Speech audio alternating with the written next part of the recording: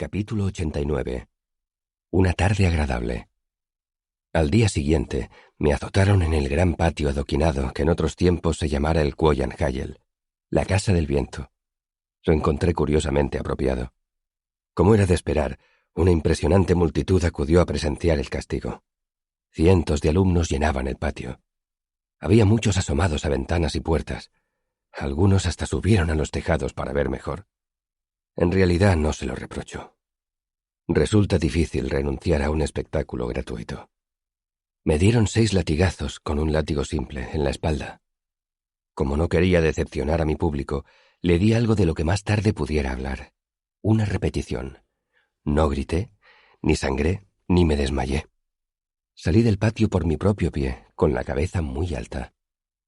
Después de que Mola me diera 57 pulcros puntos de sutura en la espalda, me consolé con un viaje a Imre, donde me gasté el dinero de Ambrose en un laúd precioso, 2 bonitas mudas de ropa de segunda mano para mí, una botella pequeña que contenía mi propia sangre y un vestido nuevo para Auri. Fue una tarde muy agradable. Capítulo 90. Casas medio construidas. Todas las noches iba a explorar bajo tierra con Auri. Vi muchas cosas interesantes. Algunas quizá las mencione más tarde, pero de momento basta con que diga que Auri me enseñó los numerosos y variados rincones de la subrealidad. Me llevó a bajantes, brincos, el bosque, miradero, grillito, centenas, candelero. Los nombres que Auri les había puesto a esos sitios, que al principio parecían disparatados, encajaron a la perfección cuando por fin vi lo que describían. El bosque no tenía nada que ver con un bosque. No era más que una serie de salas y habitaciones medio derruidas, con los techos apuntalados con gruesas vigas de madera. En Grillito, un hilillo de agua fresca bajaba por una pared. La humedad atraía a los grillos, que llenaban la alargada habitación de techo bajo con sus canciones. Brincos era un pasillo estrecho con 3 profundas grietas en el suelo. Entendí el nombre después de ver cómo Auri saltaba las 3 grietas en rápida sucesión para llegar al otro lado. Pasaron varios días hasta que Auri me llevó a Trapo, un laberinto de túneles entrecruzados. Pese a que estábamos al menos 30 metros bajo tierra, por ellos circulaba un viento constante que olía a polvo y a cuero. El viento me dio la pista que yo necesitaba. Gracias al viento, supe que estaba más cerca de encontrar lo que había ido a buscar. Sin embargo, me fastidiaba no entender el nombre de ese sitio, y sabía que se me escapaba algo. ¿Por qué llamas Trapo a este sitio?, le pregunté a Auri. ¿Se llama así?, contestó ella sin más. El viento hacía que su cabello ondulara tras ella como un fino banderín. Las cosas se llaman por su nombre. Para eso sirven los nombres. Sonreí de mala gana. ¿Por qué tiene ese nombre? Auri me miró y ladeó la cabeza. Su cabello se arremolinó alrededor de su cara y ella se lo apartó con las manos. ¿No sabes qué es un trapo?, me preguntó. ¿Un paño para limpiar? Auri rió encantada.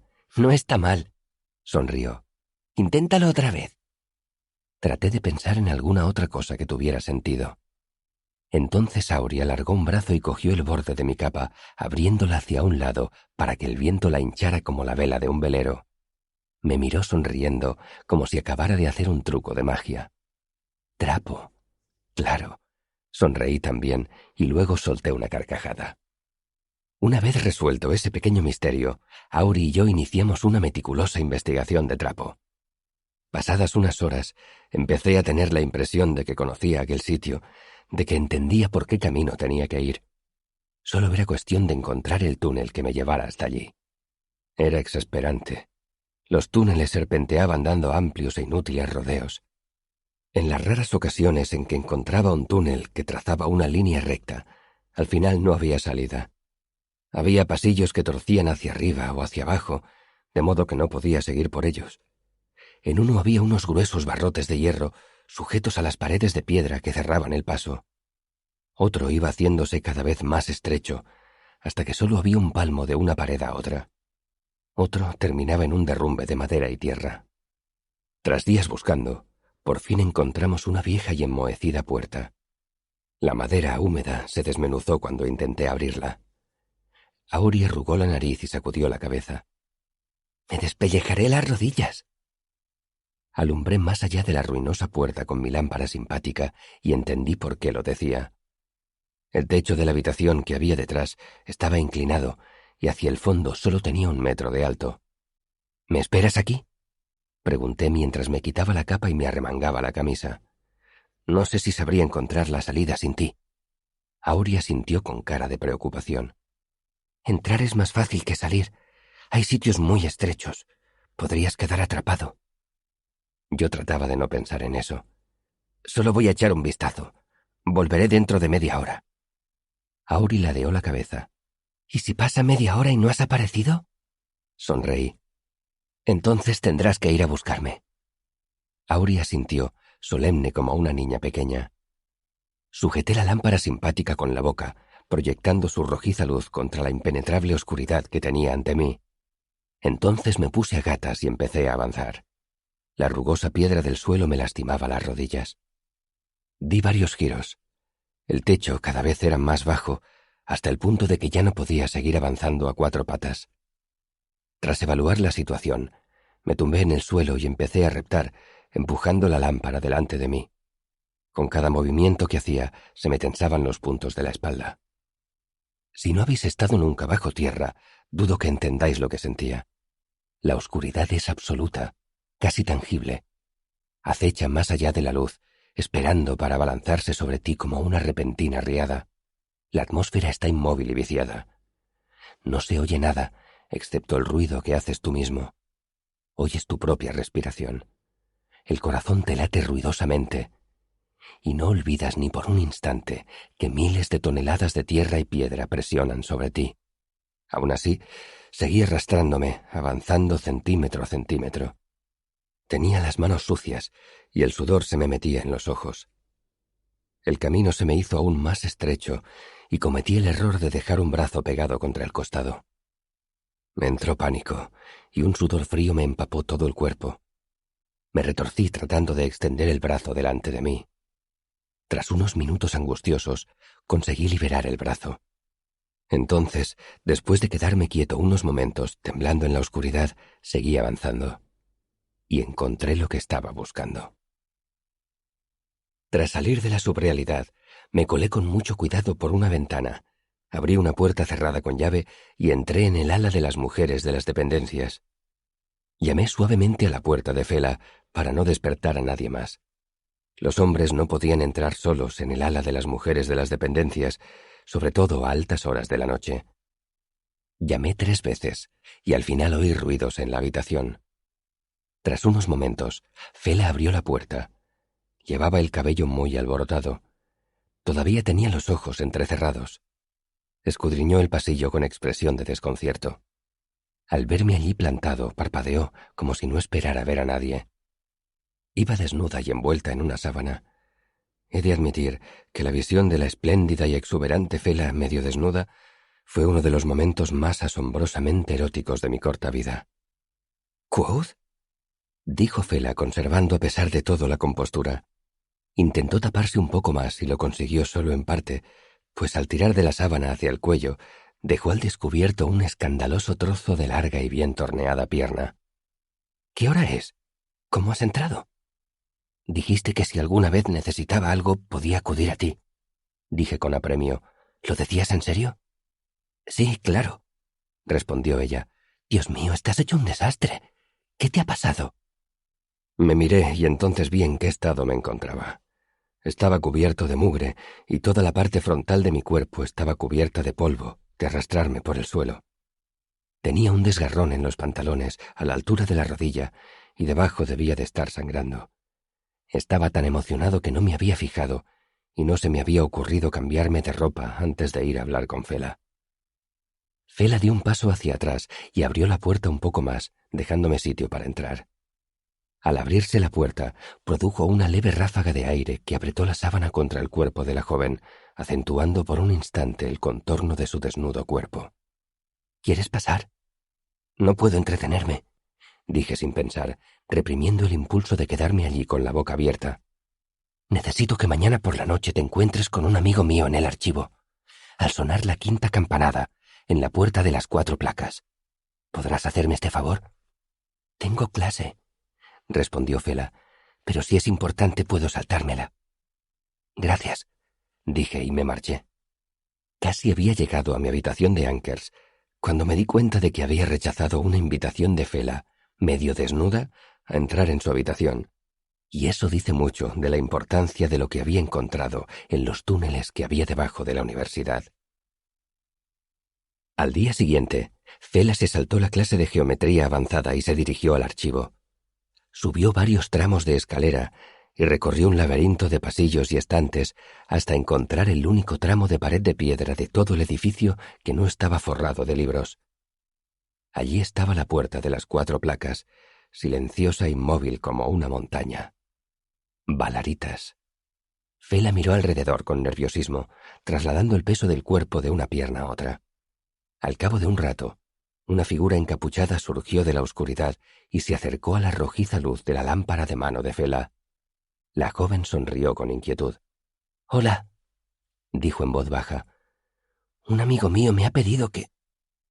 Se interrumpió y ladeó un poco la cabeza, tratando de escudriñar la cara que había bajo la sombra de la capucha. «Supongo que no os sorprenderá saber a quién vio». «Quoth», dijo con incredulidad y miró alrededor presa del pánico. «Dios mío, ¿qué haces aquí?» «Entrar en el archivo sin autorización», contesté con ligereza. Fela me agarró y me llevó por un laberinto de pasillos hasta que llegamos a uno de los rincones de lectura que había repartidos por todo el archivo. Me hizo entrar de un empujón, cerró firmemente la puerta y se apoyó en ella. «¿Cómo has entrado aquí? Loren se va a poner hecho un basilisco. ¿Quieres que nos expulsen a los dos?» «A ti no te expulsarían por esto», dije con desenvoltura. «Como mucho pueden acusarte de connivencia, y por eso no pueden expulsarte. Seguramente solo te multarían porque las mujeres no os azotan». Moví un poco los hombros y noté el tirón de los puntos de la espalda. «Lo cual, si te interesa mi opinión, no me parece del todo justo». «¿Cómo has entrado?», repitió Fela. «¿Te has colado por el mostrador sin que te vieran?» «Será mejor que no lo sepas», dije saliéndome por la tangente. Había entrado por trapo, por supuesto. Nada más oler a cuero viejo y a polvo, supe que estaba cerca. Oculta en el laberinto de túneles, había una puerta que conducía directamente al nivel inferior del archivo. Estaba allí para que los secretarios tuvieran un fácil acceso al sistema de ventilación. La puerta estaba cerrada con llave, por supuesto, pero las puertas cerradas nunca han sido un gran obstáculo para mí. Lo siento. Sin embargo, no le conté nada de eso a Fela. Sabía que mi ruta secreta solo funcionaría si seguía siendo secreta. Revelársela a una secretaria, aunque fuera una secretaria que me debía un favor, no me parecía buena idea. «Escucha», me apresuré a decir, «es totalmente seguro. Llevo horas aquí y ni siquiera se me ha acercado nadie. Todo el mundo lleva su propia luz, así que es fácil evitarlos». «Es que me has sorprendido», dijo Fela recogiéndose el oscuro cabello detrás de los hombros. «Pero tienes razón. Seguramente hay menos peligro ahí fuera». Abrió la puerta y se asomó para asegurarse de que no había nadie cerca. «Los secretarios realizan controles al azar de los rincones de lectura para asegurarse de que no haya nadie durmiendo o practicando sexo». «¿Qué?» «Hay muchas cosas que no sabes sobre el archivo». Sonrió y abrió más la puerta. «Por eso necesito tu ayuda», dije mientras salíamos del rincón de lectura. «No me aclaro con este sitio». «¿Qué buscas?», preguntó Fela. «Un millar de cosas», dije y no mentía. «Pero podríamos empezar por la historia de los Amir, o por cualquier ensayo serio sobre los Chandrian. Cualquier cosa sobre cualquiera de los dos, la verdad. No he encontrado nada». No me molesté en tratar de disimular mi frustración. Me exasperaba haber entrado por fin en el archivo después de tanto tiempo y no ser capaz de encontrar ninguna de las respuestas que andaba buscando. «Creía que esto estaría mejor organizado», refunfuñé. Fela se rió entre dientes. «¿Y cómo lo harías tú exactamente? Me refiero a cómo lo organizarías». «Pues mira, llevo un par de horas pensándolo. Lo mejor sería ordenar los libros por temas. Ya sabes, historia, memorias, gramáticas». Fela dejó de andar y exhaló un hondo suspiro. «Será mejor que aclaremos esto cuanto antes». Cogió al azar un libro delgado de uno de los estantes. «¿De qué temática es este libro?». Lo abrí y lo hojeé un poco. Estaba escrito con caligrafía antigua de escribano, con trazos delgados e inseguros, difícil de descifrar. Parece una autobiografía. ¿Qué clase de autobiografía? ¿Cómo la clasificarías en relación a otras memorias? Seguí hojeándolo y vi un mapa meticulosamente dibujado. Parece más bien un libro de viajes. Muy bien, repuso Fela. ¿Cómo lo clasificarías dentro del apartado de autobiografías y libros de viajes? Los organizaría geográficamente, dije. Me estaba divirtiendo con aquel juego. Pasé más páginas. Atur, Modek y... ¿Vintas? Fruncí el ceño y miré el lomo del libro. ¿De qué año es esto? El imperio de Atur absorbió Vintas hace más de 300 años. Más de 400 años, me corrigió Fela. ¿Dónde pones un libro de viajes que se refiere a un sitio que ya no existe? En realidad entraría en el apartado de historia, dije más despacio. ¿Y si no es exacto? Insistió Fela. ¿Y si se basa en habladurías en lugar de la experiencia personal? ¿Y si es pura ficción?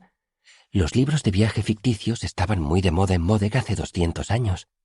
Cerré el libro y lo puse en su sitio. Empiezo a entender el problema, dije pensativo. No, no lo entiendes, me contradijo Fela. Solo empiezas a atisbar los bordes del problema. Señaló las estanterías que nos rodeaban. Imagínate que mañana te conviertes en maestro archivero. ¿Cuánto tiempo tardarías en organizar todo esto? Miré alrededor. Había infinidad de estanterías que se extendían hasta perderse en la oscuridad. Sería el trabajo de toda una vida. La experiencia ha demostrado que se tarda más de una vida, dijo Fela con aspereza. Aquí hay más de 3/4 de volúmenes, y eso sin contar las tablillas de arcilla, los rollos de pergamino ni los fragmentos de caluptena. Hizo un gesto de desdén y prosiguió. Así que pasas años desarrollando el sistema de organización perfecto, que hasta tiene un apartado adecuado para tu libro de viajes autobiográfico histórico de ficción. Los secretarios y tú pasáis décadas identificando, seleccionando y reordenando decenas de miles de libros. Me miró a los ojos. Y entonces vas y te mueres. ¿Qué pasa a continuación? Empecé a entender a dónde quería llegar Fela. Bueno, en un mundo perfecto, el siguiente maestro archivero continuaría desde donde yo lo había dejado. Sí, eso en un mundo perfecto, dijo Fela con sarcasmo. Se dio la vuelta y empezó a guiarme de nuevo entre las estanterías. Supongo que muchas veces el nuevo maestro archivero tiene sus propias ideas sobre cómo hay que organizarlo todo, ¿no? Apunté. Muchas veces no, admitió Fela. A veces hay varios maestros archiveros seguidos que trabajan aplicando el mismo sistema, pero tarde o temprano aparece alguien que está convencido de que sabe una manera mejor de hacer las cosas y hay que volver a empezar desde cero. ¿Cuántos sistemas diferentes ha habido? Vi una débil luz roja que avanzaba a lo lejos entre los estantes y apunté hacia ella. Fela cambió de dirección para alejarnos de la luz y de quienquiera que fuese que la llevaba. Eso depende de cómo los cuentes, dijo en voz baja. Como mínimo 9 en los últimos 300 años. La peor época fue hace unos 50 años. Hubo 4 maestros archiveros nuevos cada 5 años. El resultado fue que aparecieron 3 facciones diferentes entre los secretarios.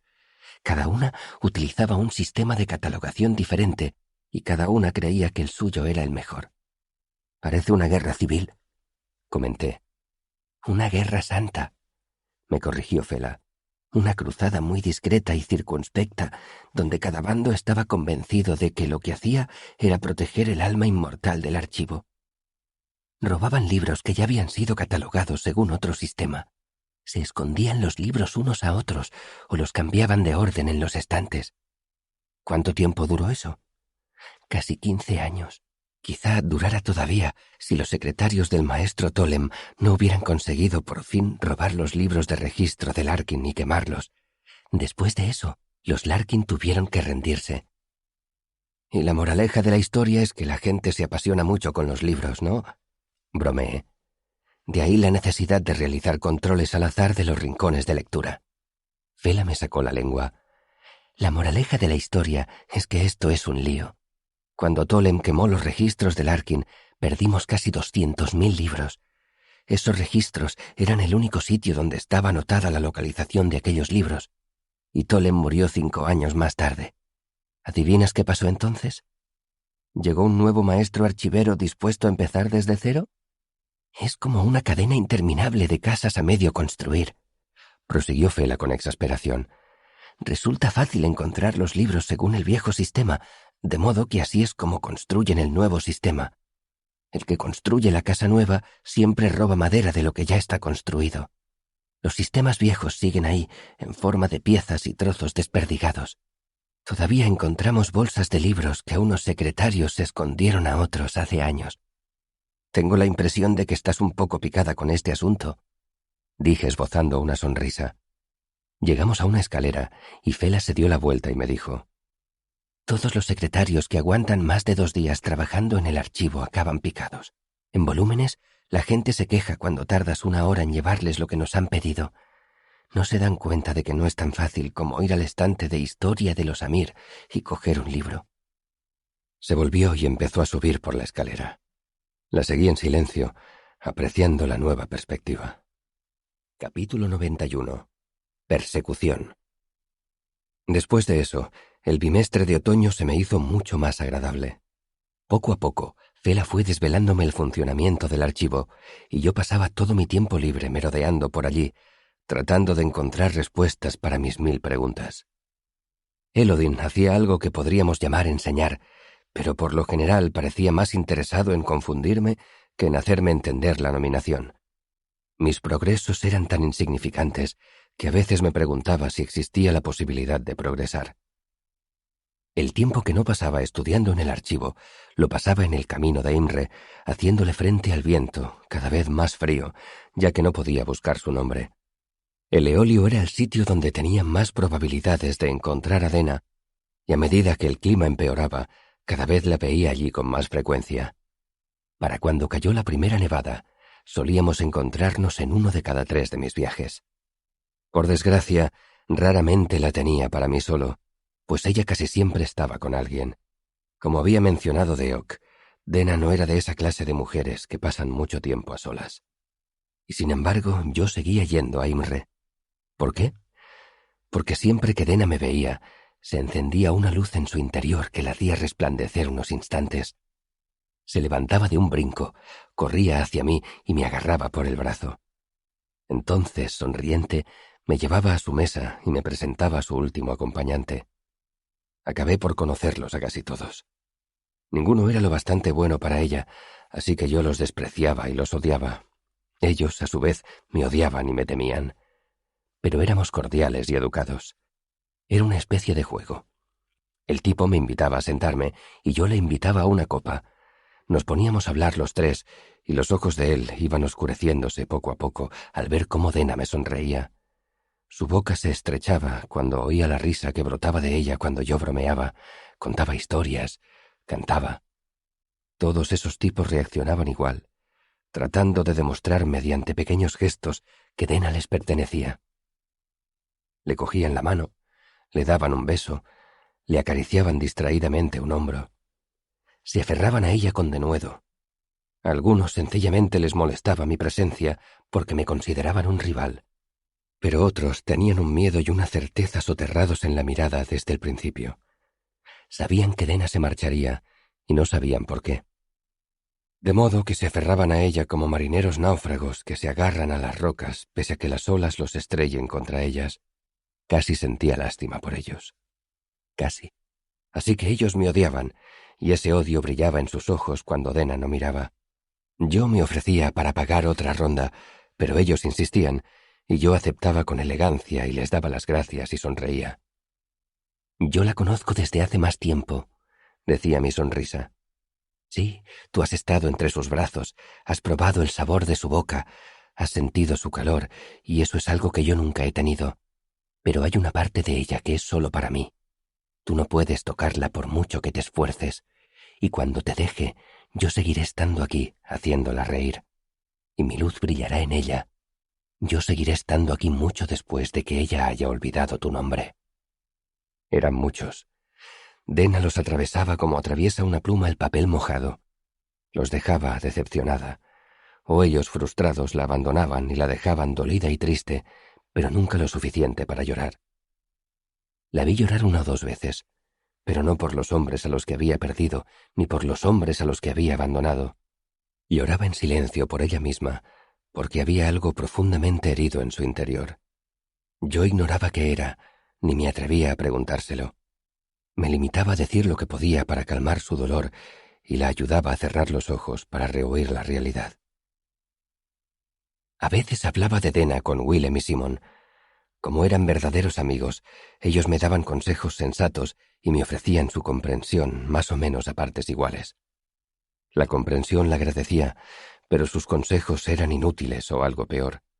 Me empujaban hacia la verdad, me instaban a abrirle mi corazón a Dena, a perseguirla, a escribirle poemas, a enviarle rosas. Rosas.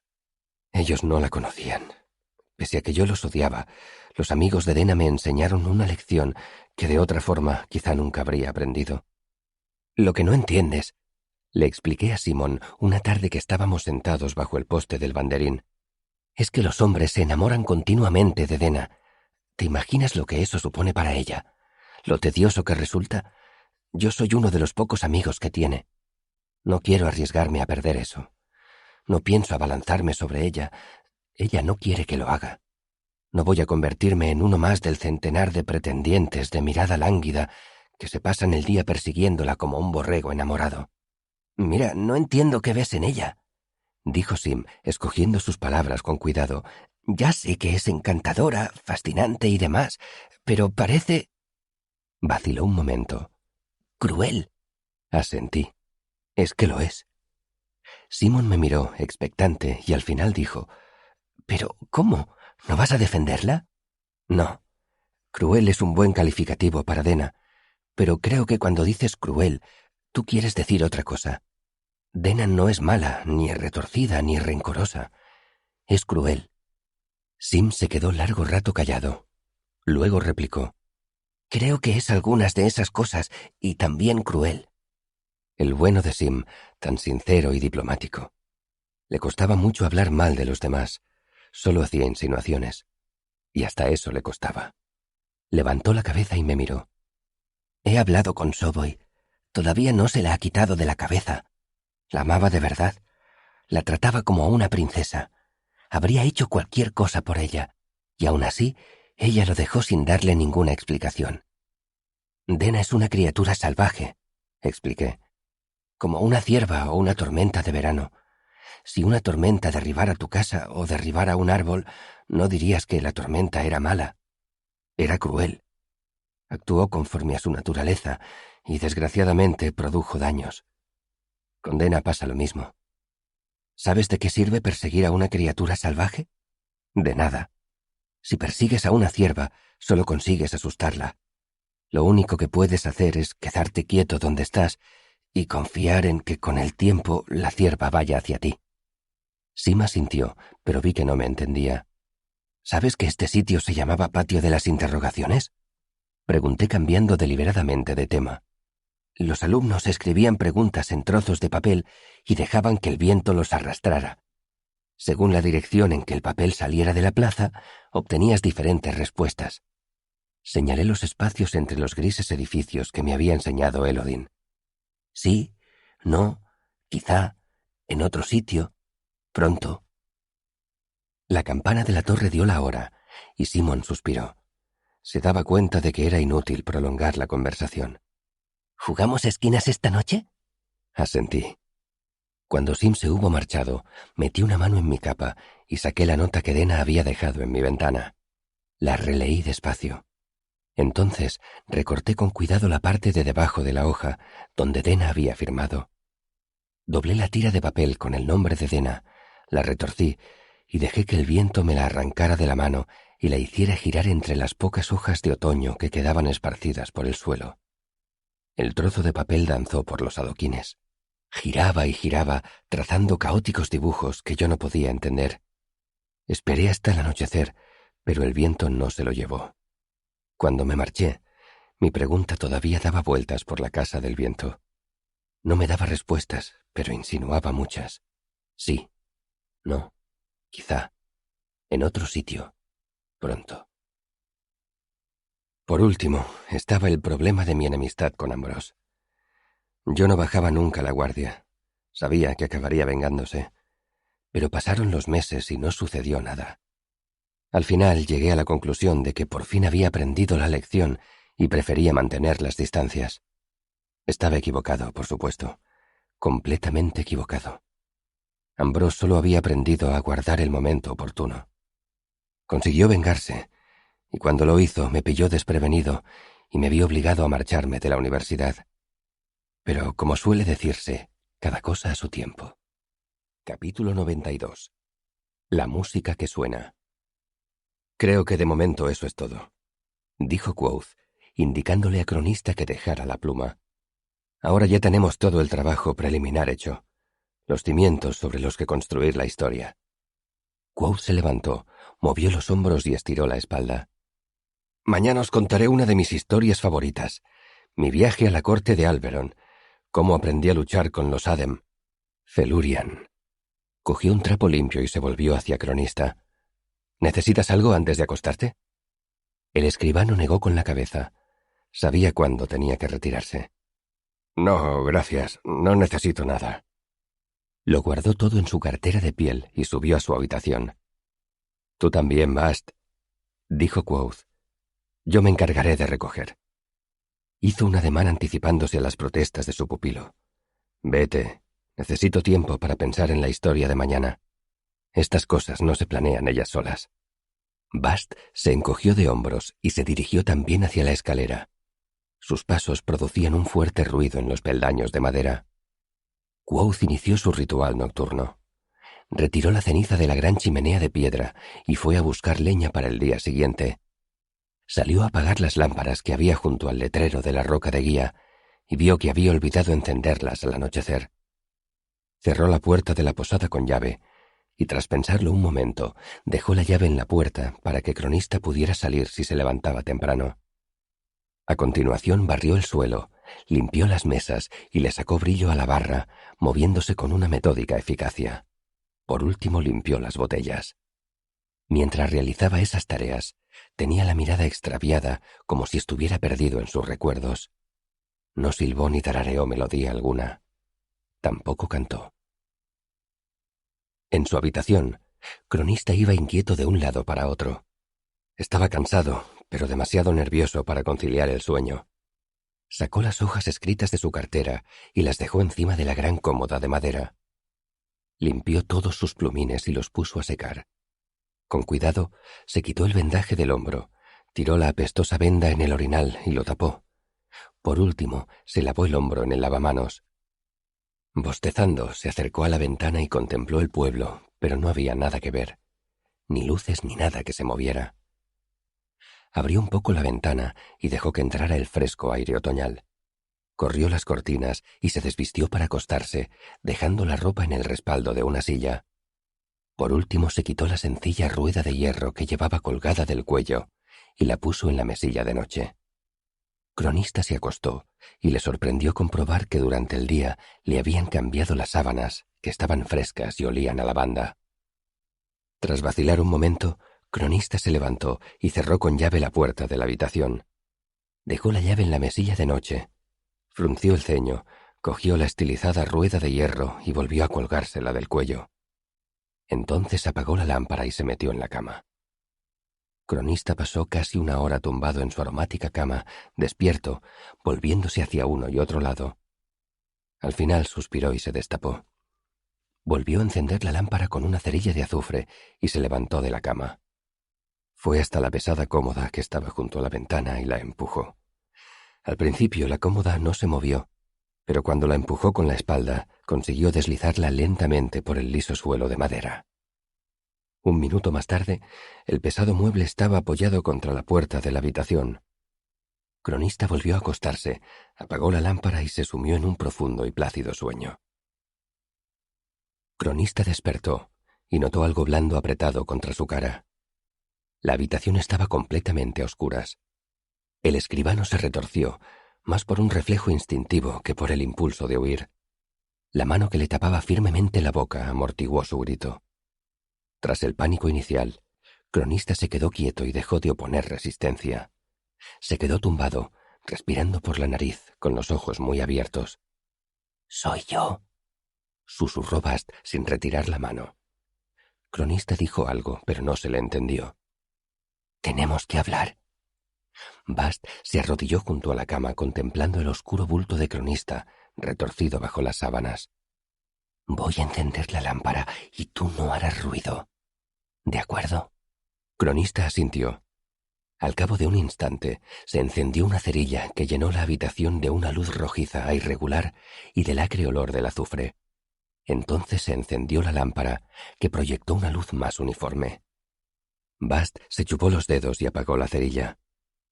Cronista, un poco tembloroso, se incorporó en la cama y apoyó la espalda en la pared. Llevaba el torso desnudo.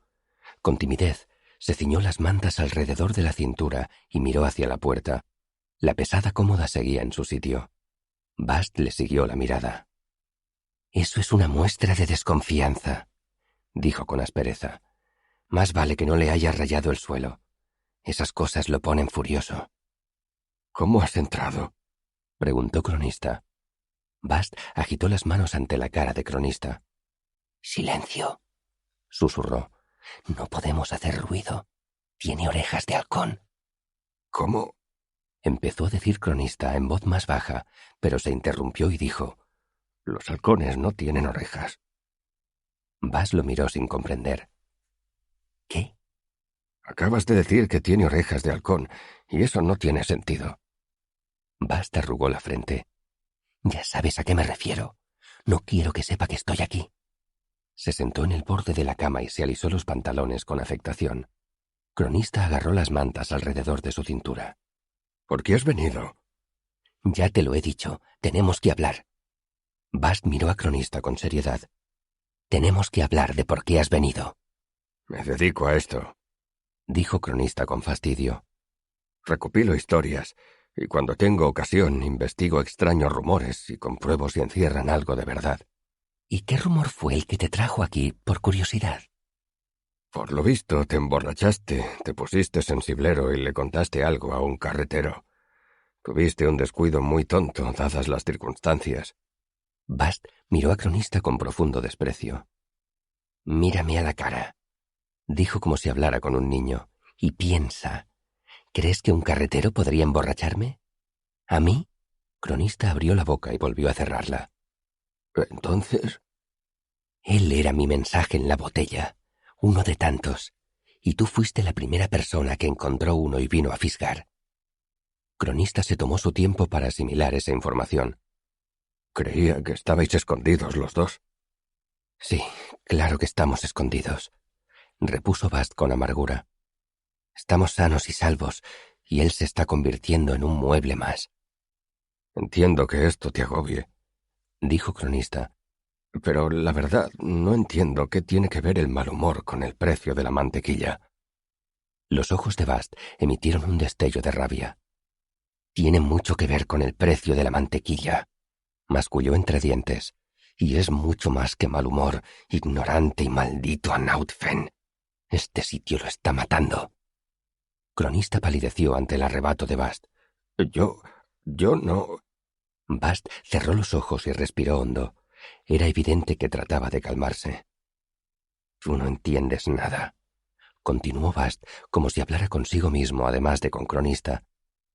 «Por eso he venido, para explicártelo. Llevo meses esperando que aparezca alguien, cualquiera. Incluso si vinieran viejos enemigos a ajustarle las cuentas, sería mejor que ver cómo se consume. Pero he tenido más suerte de la que esperaba. Tú eres perfecto». «¿Perfecto para qué?», preguntó Cronista. «Ni siquiera sé dónde está el problema». «Es como... ¿Conoces la historia de Martin, el fabricante de máscaras?». Cronista negó con la cabeza, y Bast dio un suspiro de frustración. «¿Y alguna obra de teatro? ¿Has visto El fantasma y la pastora o El rey del medio penique?». Cronista frunció el ceño. «¿No es esa en la que el rey le vende su corona a un niño huérfano?». Bast asintió. «Y el niño se convierte en un rey mejor que el verdadero. La pastora se disfraza de condesa y todo el mundo queda asombrado por su encanto y su elegancia». Titubeó, buscando las palabras que necesitaba. Verás, existe una conexión fundamental entre lo que uno parece y lo que uno es. Todos los niños Fata lo saben, pero vosotros, los mortales, no lo veis. Nosotros sabemos lo peligrosas que pueden resultar las máscaras. Todos nos convertimos en lo que fingimos ser. Cronista se relajó un poco, pues pisaba terreno conocido. Eso es psicología elemental. Si vistes a un mendigo con ropa lujosa, la gente lo trata como a un noble, y el mendigo está a la altura de lo que esperan de él. Eso solo es la parte más pequeña, replicó Bast. La verdad es mucho más profunda. Bast se atascó un momento. Todos nos contamos una historia sobre nosotros mismos. Siempre. Continuamente. Esa historia es lo que nos convierte en lo que somos. Nos construimos a nosotros mismos a partir de esa historia. Cronista arrugó la frente y despegó los labios, pero Bast levantó una mano. No, escúchame. Ya lo tengo. Conoces a una chica tímida y sencilla. Si le dices que es hermosa, ella pensará que eres simpático, pero no te creerá. Sabe que esa belleza es obra de tu contemplación. Bast se encogió de hombros. Y a veces basta con eso. Sus ojos se iluminaron. Pero existe una manera mejor de hacerlo. Le demuestras que es hermosa. Conviertes tus ojos en espejos, tus manos en plegarias cuando la acaricias. Es difícil, muy difícil, pero cuando ella se convence de que dices la verdad. Bast hizo un ademán emocionado. De pronto, la historia que ella se cuenta a sí misma cambia, se transforma. Ya no la ven hermosa, es hermosa y la ven. ¿Qué demonios quieres decir? Le espetó Cronista. Solo dices tonterías. Lo que digo es demasiado profundo para que lo entiendas, dijo Bast con enojo. Pero estás a punto de captarlo. Piensa en lo que ha dicho él hoy. La gente lo tenía por un héroe, y él interpretaba ese papel. Lo interpretaba como si llevara una máscara, pero al final se lo creyó. Su ficción se convirtió en realidad. Pero ahora... Ahora la gente ve a un posadero, dijo Cronista. No, dijo Bast en voz baja. La gente veía a un posadero hace un año. Él se quitaba la máscara cuando salían por la puerta. Ahora él se ve a sí mismo como un posadero, y lo que es peor, como un posadero fracasado. Ya has visto cómo se ha transformado esta noche cuando han entrado Cop y los demás. Has visto esa sombra de un hombre detrás de la barra. Antes era una interpretación. Bast levantó la cabeza emocionado. Pero tú eres perfecto. Tú puedes ayudarlo a recordar cómo era antes. Hacía meses que no lo veía tan animado. Sé que tú puedes lograrlo. Cronista frunció un poco el ceño. No sé si... Sé que funcionará, insistió Bast. Yo probé algo parecido hace un par de meses. Conseguí que empezara una autobiografía. Cronista se enderezó. ¿Escribió una autobiografía? Empezó a escribirla, puntualizó Bast. Estaba muy emocionado, no hablaba de otra cosa. Se preguntaba por dónde tenía que empezar. Después de la primera noche escribiendo, volvió a ser el de antes. Parecía que hubiera crecido 1 metro y que llevara un relámpago sobre los hombros. Bast suspiró. Pero algo salió mal. Al día siguiente leyó lo que había escrito y le cambió el humor.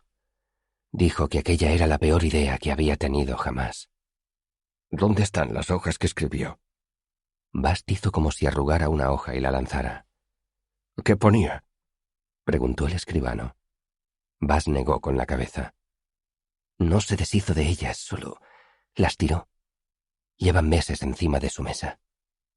La curiosidad de Cronista era casi palpable. ¿Por qué no? Agitó los dedos. Ya sabes, podrías recuperarlas. ¡Anpauen, no! Bast estaba horrorizado. Después de leerlas se puso furioso. Se estremeció un poco. No sabes cómo se pone cuando se enfada de verdad. No soy tan tonto como para hacerlo enfadar por una cosa así. Sí, supongo que tú lo conoces mejor que yo, dijo Cronista sin convicción. Bast asintió con ímpetu.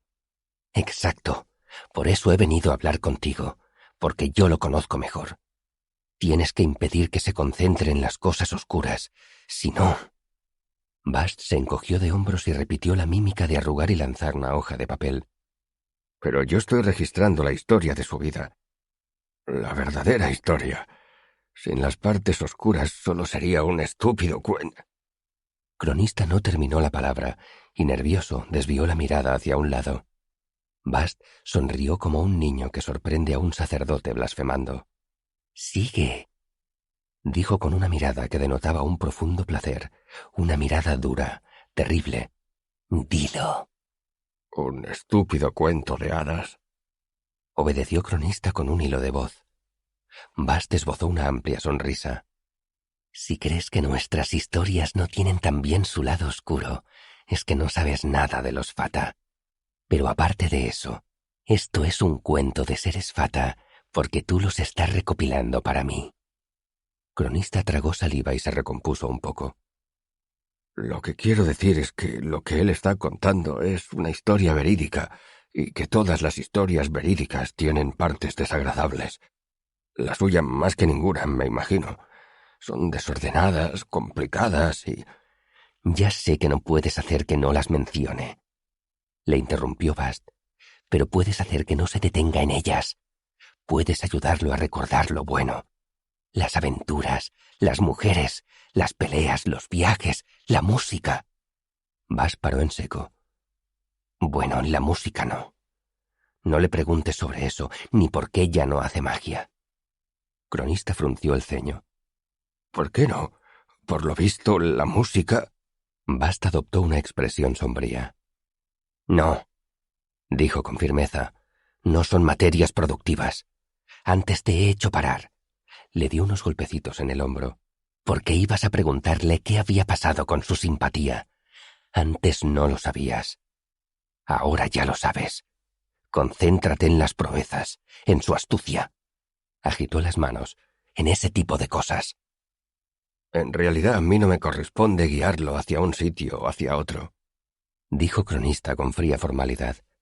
Yo solo soy un recopilador. Solo estoy aquí para registrar la historia. Al fin y al cabo, lo que importa es la historia. «Al cuerno con tu historia», le espetó Bast. «Harás lo que yo te mande, o te partiré como si fueras una astilla». Cronista se quedó helado. ¿Me estás diciendo que trabajo para ti? «Te estoy diciendo que me perteneces». Bast se había puesto muy serio. «Hasta la médula.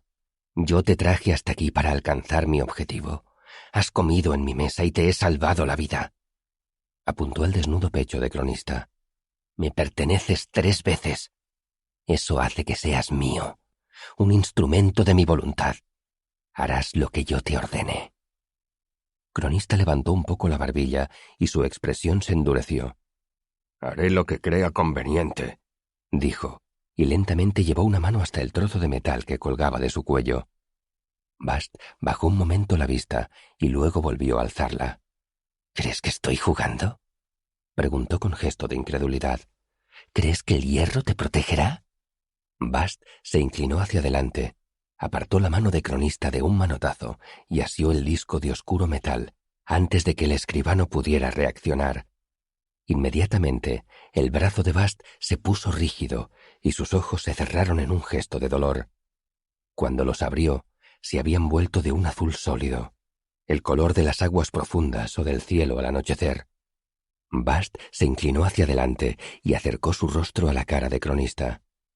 El escribano, presa del pánico, intentó hacerse a un lado y levantarse de la cama, pero Bast lo sujetó por el hombro. «Escucha lo que voy a decirte, hombrecito», susurró. «No dejes que mi máscara te confunda. Ves motitas de luz en la superficie del agua y olvidas la honda y fría oscuridad que hay debajo». Los tendones de la mano de Bast crujieron cuando apretó el disco de hierro. «Escúchame. Tú no puedes hacerme daño. No puedes huir ni esconderte. No permitiré que me desobedezcas». Mientras hablaba, los ojos de Bast palidecieron hasta volverse del puro azul del cielo a mediodía. «Te lo juro por toda la sal que hay en mí. Si contravienes mis deseos, el resto de tu breve existencia será una orquesta de desgracias. Lo juro por la piedra, el roble y el olmo. Te convertiré en mi blanco. Te seguiré sin que me veas y apagaré cualquier chispa de placer que encuentres. Jamás conocerás la caricia de una mujer, un momento de descanso, un instante de paz. Los ojos de Bast tenían la palidez azulada del relámpago y su voz era tersa y feroz. Y juro por el cielo nocturno y por la luna que si perjudicas a mi maestro, te abriré en canal y saltaré en tus entrañas como un niño en un charco. Encordaré un violín con tus tripas y te haré tocarlo mientras bailo. Bast se inclinó un poco más, hasta que sus caras quedaron a solo unos centímetros de distancia. Tenía los ojos blancos como el ópalo, blancos como la luna llena. Eres un hombre instruido. Sabes que no existen los demonios. Bast compuso una sonrisa terrible. Solo estamos los de mi raza. Se inclinó un poco más, y Cronista percibió su aliento que olía a flores. No eres lo bastante sabio para temerme como deberías temerme. No has oído ni la primera nota de la música que me impulsa. Bast se apartó bruscamente de Cronista y se retiró unos pasos de la cama. Se quedó plantado al borde de la parpadeante luz de la lámpara. Abrió la mano y el disco de hierro cayó al suelo de madera, resonando débilmente. Al cabo de un momento, Bast inspiró hondo y se pasó las manos por el cabello. Cronista se quedó donde estaba, pálido y sudoroso. Bast se agachó y recogió el anillo sujetándolo por el cordel roto. Le hizo un nudo al cordel con dedos ágiles. «Mira, no hay ninguna razón para que no seamos amigos», dijo con naturalidad tendiéndole el collar a Cronista. Sus ojos volvían a ser de un azul humano, y su sonrisa dulce y encantadora. «No hay ninguna razón para que no obtengamos todos lo que queremos. Tú consigues tu historia, él consigue narrarla, tú consigues saber la verdad, él consigue recordar quién es en realidad. Ganamos todos, y cada cual sigue su camino más contento que unas Pascuas». Cronista alargó un brazo para coger el collar. Le temblaba un poco la mano. «¿Qué consigues tú?», preguntó con un áspero susurro. «¿Qué esperas obtener tú con todo esto?». La pregunta pilló desprevenido a Bast. Se quedó quieto un momento, tenso. Toda su fluida elegancia lo había abandonado. Por un instante pareció que fuera a romper a llorar. «¿Qué quiero? Solo quiero recuperar a Reshi», dijo con voz débil, angustiada. «Quiero que vuelva a ser como era antes». Hubo un momento de silencio. Bast se frotó la cara con ambas manos y tragó saliva. «Llevo demasiado tiempo aquí», dijo de pronto. Fue hasta la ventana y la abrió.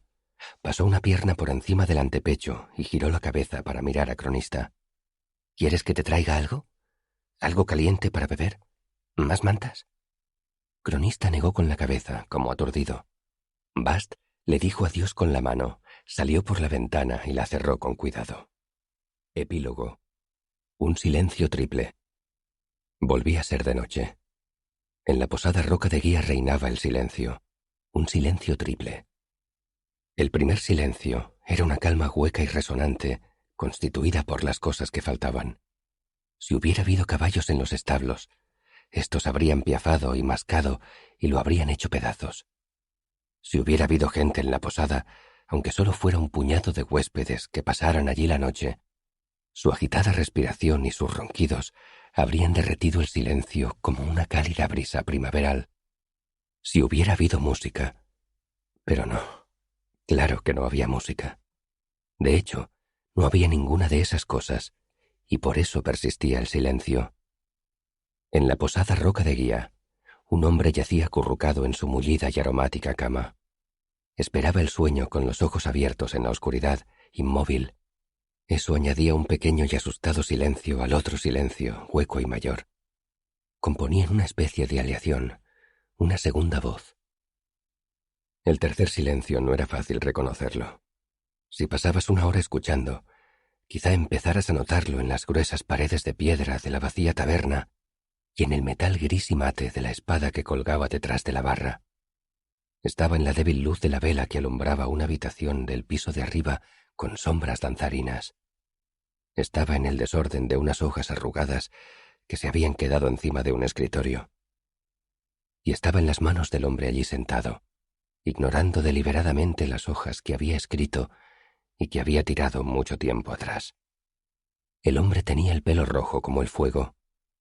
Sus ojos eran oscuros y distantes, y se movía con la sutil certeza de quienes saben muchas cosas. La posada roca de guía era suya, y también era suyo el tercer silencio. Así debía ser, pues ese era el mayor de los 3 silencios y envolvía a los otros 2. Era profundo y ancho como el final del otoño. Era grande y pesado como una gran roca alisada por la erosión de las aguas de un río. Era un sonido paciente e impasible, como el de las flores cortadas. El silencio de un hombre que espera la muerte. Aquí termina el primer día de la historia de Quoth. Continuará.